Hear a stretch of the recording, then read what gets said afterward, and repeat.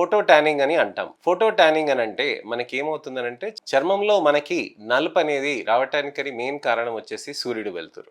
2, 3 విధాలుగా ఉంటుందండి. ఒకటొచ్చేసేమో cumulative photo tanning అనమాట. అంటే కొన్ని సంవత్సరాల పాటు మనకి ట్యానింగ్ అవుతూ ఉంటుంది. అది మనకి ఒక్కసారిగా గట్టిగా మారిపోవటం. రెండోదేంటనంటే ప్రతిసారి సన్ ఎక్స్‌పోజర్ అయినప్పుడల్లా కొద్దిగా ట్యానింగ్ అక్కడ పేరుకొని ఉండటం. దీన్ని పర్మనెంట్ పిగ్మెంట్ డార్కెనింగ్‌గా అంటామనమాట.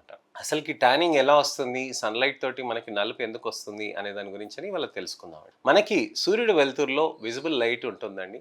అలానే అల్ట్రావైలెట్ రేంజ్ కూడా ఉంటుందన్నమాట. అల్ట్రావైలెట్‌లో మనకి A wavelength, B wavelength, C wavelength అని ఉంటాయి. ఈ ultraviolet A wavelength, B wavelength తోటి మనకి ట్యానింగ్ ఎక్కువగా అయ్యే ఆస్కారం ఉంటుంది. ఈ అల్ట్రావైలెట్ రేడియేషన్ మన చర్మానికి తగిలినప్పుడు అప్పుడు మన చర్మంలో ఉన్న నల్ల కణాలు ఏవైతే మెలనోసైట్ అని అంటాం కదా, ఈ మెలనోసైట్స్ అనేటివి నలుపును ప్రొడక్షన్ చేయటం అనేది మెలనోసైట్ పని.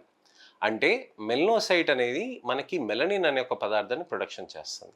ఈ మెలనిన్ని చర్మ కణాలంతా దాన్ని అబ్జర్వ్ చేసేసుకొని మంచిగా ఒక లేయర్ లాగా ఫామ్ అయ్యి అల్ట్రావైలెట్ రేడియేషన్ని అబ్జర్వ్ చేసేసుకుంటుంది అనమాట.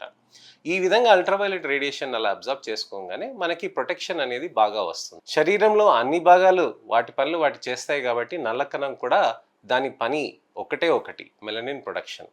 ఈ మెలనిన్ ప్రొడక్షన్ అనేది అల్ట్రావైలెట్ రేడియేషన్ తగలంగానే ఇమీడియట్‌గా స్టార్ట్ అవుతుంది. సో, మనకేంటి ఇది మెలనిన్ అనేది మనకి ఒకింత వరకు మనకి రంగునిస్తుంది. ఒకింత వరకు మనకి కొద్దిగా ట్యాన్ అయ్యే ఛాన్సెస్ ఉంటాయి. కానీ రిపీటెడ్‌గా ట్యాన్ అయినప్పుడు అది పర్మనెంట్ పిగ్మెంట్ డార్కెనింగ్‌గా మారిపోతుందనమాట. అంటే కొద్దిగా ఎక్కువగా పిగ్మెంట్ లాగా మారిపోతూ ఉంటుంది.